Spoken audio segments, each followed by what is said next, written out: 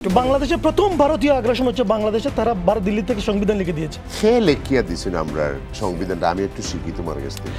শাসন এবং সংবিধান লিখে দিয়েছে ভারত। শাসন শুনে আমার বক্তব্য শেষ করি। আপনার 80% বই এবং সিলেবাস আসে ভারত থেকে। বাংলাদেশের থার্ড ক্লাস পলিটিশিয়ানদের হাতে বাংলাদেশকে তুলে দিয়ে এই আগ্রাসন শুরু হয়েছে।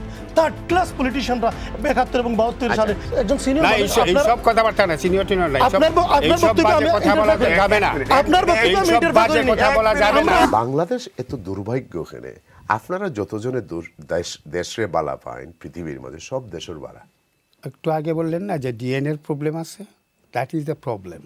কারণ আমার দেশ যতজন সব দেশের বাইরে ভাই, আর যেগুন দেশও আছে নিগুন কালে কই ইউরোপ আইতার, ইংল্যান্ড যাইতার, বাংলাদেশ নো নো নো, এটা নট অনলি বাংলাদেশ, আরো অনেকগুলো দেশ আছে যে দেশ ছাইরে আসতেছে। কেন?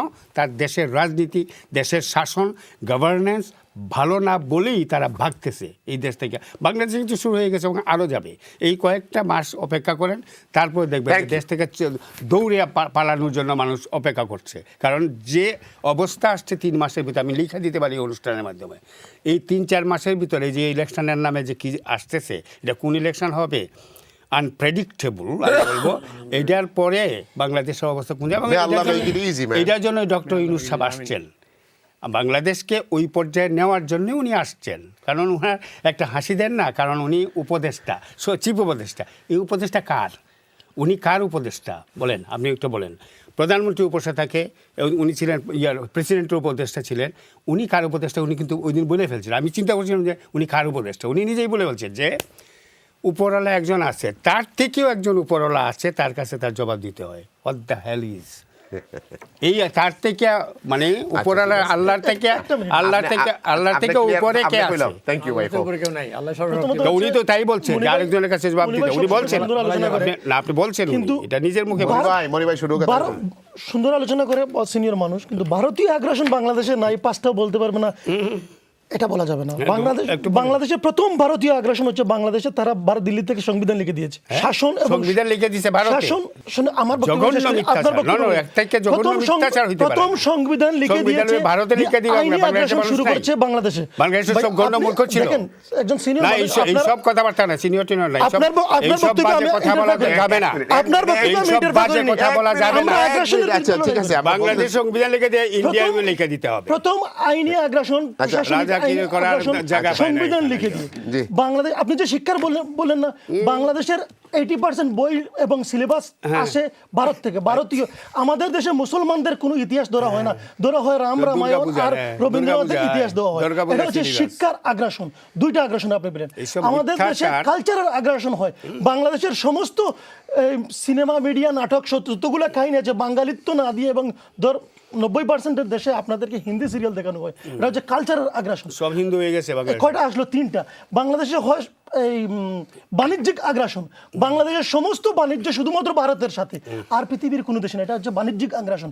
আর সবচেয়ে বড় আগ্রাসন হচ্ছে পলিটিক্যাল আগ্রাসন, অর্থাৎ বাংলাদেশ রর মাধ্যমে এজেন্ট দিয়ে বাংলাদেশকে পরিচালনা করা হয়। আর সমস্ত বাংলাদেশের একই আগ্রাসন, আওয়ামী লীগ এবং শেখ হাসিনা। এই আওয়ামী লীগ এবং শেখ হাসিনা হচ্ছে ভারতের আগ্রাসনের ফসল নয়। এটাকে ফসল বলে না, এটা তাদের বৃক্ষ ছিল। এই বৃক্ষকে ধ্বংস করেছে 24শে জুলাই আন্দোলনের মতো দিয়ে। আপনি যদি ভারতের আগ্রাসন যদি মনে করেন, তাহলে না, এই মাওলানা ভাসানী একটা কথা বলেছিলেন যে আমরা এই পিন্ডি থেকে আলাদা হয়নি দিল্লির শাসন নেওয়ার জন্য, এবং বাংলাদেশের স্বাধীনতাটাকে ডাইভার্ট করা হয়েছিল যখন গৃহবন্দী করা হয়েছিল মাওলানা ভাসানীকে। ভারতে যখন মাওলানা ভাসানী যখন ভারতে গিয়েছিলেন, তাকে গৃহবন্দী করা হয়েছিল, তখন বঙ্গবন্ধুর হাতে, তাদেরই একজন এজেন্টের হাতে বাংলাদেশ তুলে দেওয়া হয়েছিল। এবং আমি যে আগে বলছিলাম, আপনি বলছিলেন এলিটরা বাংলাদেশের স্বাধীনতাকে নষ্ট করেছে। বাংলাদেশের থার্ড ক্লাস পলিটিশিয়ানদের হাতে বাংলাদেশকে তুলে দিয়ে এই আগ্রাসন শুরু হয়েছে। থার্ড ক্লাস পলিটিশিয়ানরা 71 এবং 72 সালে নিজেদেরকে শপথ না নিয়ে কোনো জায়গা থেকে নিজের জোর জবরদস্তি করে নিজেদেরকে প্রেসিডেন্ট ঘোষণা করেন, তারপরে প্রধানমন্ত্রী ঘোষণা করেন, তারপরে নির্দলীয় সরকার ঘোষণা করেন, তারপরে একক সরকার ঘোষণা করেন, তারপরে বাকশাল ঘোষণা করেন। একই ডিলে পৃথিবীর ইতিহাসে বাংলাদেশের আইন শৃঙ্খলা বাহিনীকে, আর্মিকে আগ্রাসন করে, বাংলাদেশের আর্মিকে পৃথিবীতে কলঙ্কিত করা হয়েছে 75-এর গুলির মাধ্যমে।